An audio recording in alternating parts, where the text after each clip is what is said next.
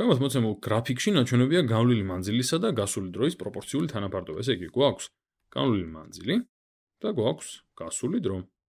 ყოველთვის კარგი არის ხოლმე რომ დავაფიქსიროთ რევები გვაქვს. და აი მართლაც ზემოთ არის ვერტიკალურ ღერძზე განვლილი მანძილი და ჰორიზონტალურზე არის გასული დრო. კარგი. და ეხლა რა გვაინტერესებს ჩვენ? რომელი დებულებებია ჭეშმარიტი გრაფიკის შესახებ? მოდი სანამ მივადგებით მაგ დებულებებს, ცოტა კარგად დავაკვირდეთ რას ნიშნავს ეს პროპორციულობა და მართლა არის თუ არა პროპორციული. ნუ პირველი ძალიან კარგი ამბავი ისაა რომ გადის სათავეში. ესე იგი ეს ნამდვილად გვაწყობს 0 როცა არის გასული დრო, 0 არის განვლილი მანძილი. და ასევე მოიძებნება რაღაცა წერტილი, რომელიც კი თან უფრო ლამაზად ბარემ ესაა განმარტებული, იმიტომ რომ ზუსტად მთელ რიცხვებზე დგას და მაგას გამოვიყენებ, რომ ისეთი წერტილი, რომ ეს თუ არის t და ეს თუ არის თქვა d მანძილი, მაშინ აი აქ 5 საათი როცაა გასული, განვლილი არის 400 კილომეტრი. მოდი მოიცადე, ცოტა უკეთესი ეს 9-იანს გავს. 400 კილომეტრი. ეს არის გადაზომილი საათებში, ეს არის გაზომილი კილომეტრებში, ამიტომ აღარ მივაწერ.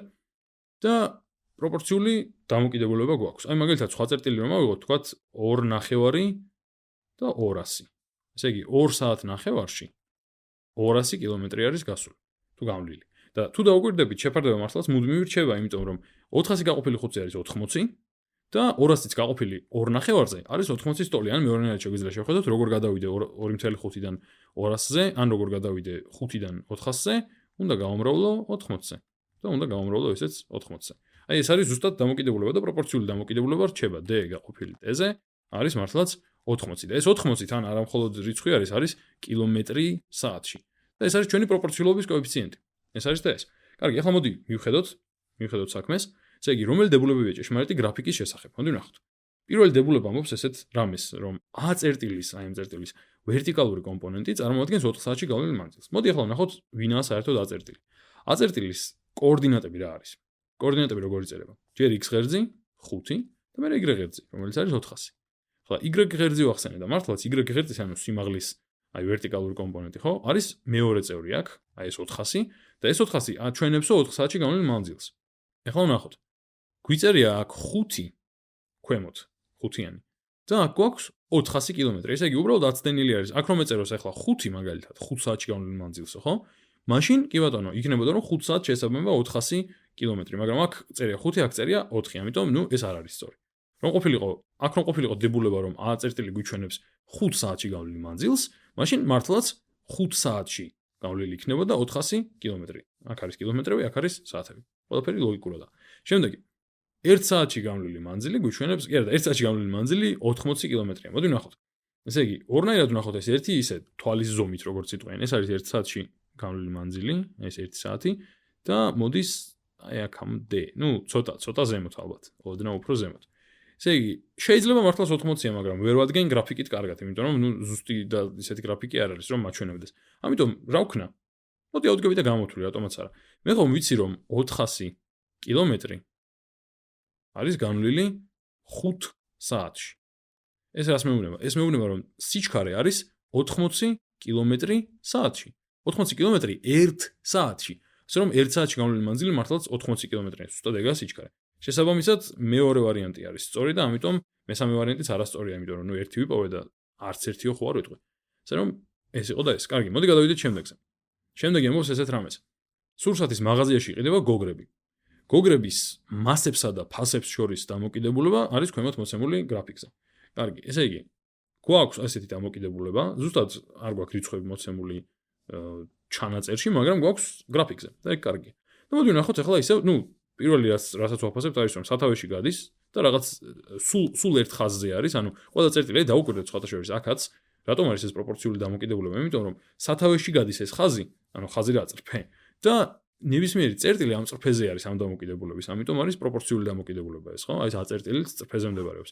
აქაც ანალოგიურად ერთი წრფე გვაქვს, გადის სათავეში და წერტილები მდებარეობს ამ წრფეზე. ასე რომ ეს არის პროპორციული დამოკიდებულება. ახლა ვნახოთ. ესე იგი, რომელი დებულებებია ჭეშმარიტი გრაფიკთან დაკავშირებით? მონიშნეთ ყველა სწორი პასუხი. წერტილი 0-0 გვიჩვენებს, რომ 0 კილოგრამის ღირებულობა 0 ლარი. ნამდვილად 0-0 წერტილი, აი ეს წერტილი, აქ 0-იანები 0 უნდა ეწეროს, გვიჩვენებს, რომ თუ გადაიხდი, თუ 0 0 კილოგრამი გოგრის ყიდვა გინდა 0 ლარი უნდა გადაიხადო, რაღაც ეგეთი ლოგიკაა და მართლაც სწორია, ხო, ეგ ლოგიკა. თუ არაფრის ყიდვა მინდა, არაფრის არ გადავიხადო. ახლა მეორე. წერტილი 2.6, წერტილი 2.60 ბოდიში. 2.60 გვიჩვენებს რომ 60 კილოგრამის ღირებულება 2 ლარი. ახლა ეს ეშმაკური რაღაც არის, სიამძვრეში არა ეგრე, იმიტომ რომ 2 აქ არის კილოგრამი და 60 აქ არის ლარი. ანუ ეს გვეუბნება რომ 2 კილოგრამი თუ გინდა იყიდო გოგრა, სხვადასხვა ძვირია ძალიან ეს, 60 ლარი უნდა გადაიხადო და არა პირიქით. აქ უნდა ეწეროს, ესე იგი, აქ უნდა ეწეროს პირიქით რომ 2 კილოგრამის ღირებულება არისო 60 ლარი. აი, ამას გვიჩვენებს წერტილი 2.60. ესე რომ ეს არაა სწორი. პირიქით რომ ყოფილიყო ძალიან მაგარი იქნებოდა 60 კილოგრამი გოგრის ყიდვა 2 ლარად, მაგრამ სამწუხაროდ ეგრე არა. და არც ერთი ზემოთ ჩამოთვლილთაგან, ასევე არასწორია, იმიტომ რომ ერთი სწორი პასუხი ვიპოვე. აგი, მოდი ერთიც ვნახოთ. ესე იგი, ეს არის როგორც ჩანს, საათობრივი გადასახადის გრაფიკი, ანუ გასულ დროში რა შემოსავალი შემოგდის. და იპოვეთ საათობრივი გადასახადის ღირებულებაო. კარგია რომ წრფე არის და არ იცვლებათ დროის მიხედვით რამენაირად უცნაურად. მოდი ჩვენ ავდგეთ. ეხლა და მართლაც ვიპოვოთ. ესე იგი, საათები იყოს აქეთ და აქეთ იყოს ლარები. და დავაკვირდეთ, ესე იგი, როცა 1 საათი გადის 40 ლარია ხელფას. 1 საათი 40 ლარი. კი ბატონო, მოდი მას დავაგრძელოთ ცოტა. შემდეგ 2 საათში 80 ლარი, კი ბატონო, 80 ლარი. 20 დავწერე აქ ბოდიში. 2 უნდა დამეწერა. 2 საათში არის 80 ლარი. შემდეგ 3 საათში არის, მოდი ვნახოთ მაინც, 3 საათში არის 120 ლარი, კი ბატონო. ხო, მიდის ძალიან ლოგიკურად 40-40-ით იმატებს. ესე იგი, სიამოვნებაში რა გამოდის, რომ შემოსავალი ფორმულა რა იქნება ამისი? 40 გამრავლებული საათზე, ხო? 1 საათში 40, 2 საათში 80, 3 საათში 120 და ასე შემდეგ. ანუ მოდი შეგვიძლია ესეც შევხედოთ, რომ გადასახადის, საათობრივი გადასახადის ღირებულება, ან ტემპი რა ტემპითაც იღებ ფულს, ასე ვთქვათ, აქ იქნება 40, სხვა ფერით წერ, მაგრამ არ აღუშავს, 40 ლარი 1 საათში. 1 საათში, ხო? ან სხვაგვარად ესეც დავწერდი, 40 ლარი საათში. აი ეს არის ტემპი, რა ტემპითაც შემოდის ხელფასი შემოსავალი აქ. ეს იყო და ეს.